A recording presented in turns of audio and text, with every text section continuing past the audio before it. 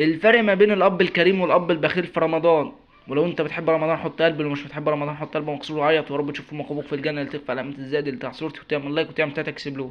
بقول لك ايه يا ده طيب، الوقت عايزك تنزل تجيب الطلبات دي، ربع كيلو لحمه، وربع كيلو فراخ، وكيلو سكر، ونص كيلو رز، وورقة شاي، وما تخليش اي حد يشوفك في المنطقة خالص. اوعى يا حبيبي، اوعى حد يشوفك. خد، ربنا يجيبك بالسلامة يا حبيبي. عيب عليك يا حاج، ما تقلقش، ابنك زيك برضه. انا هنزل اجيب لك الحاجه واجي ومحدش هيشوفنا خالص. ما تأخرش عليا. عيب عليك يا حاج. بقول لك ايه يا طيب، انا لسه دلوقتي جايب 50 كيلو لحمة تحت، وعايزين نوزعهم على الجيران. 50 كيلو لحمه؟ ايوه يا ابني، 50 كيلو لحمة، خلي الناس تاكل. ربنا يزود حسناتك يا حاج.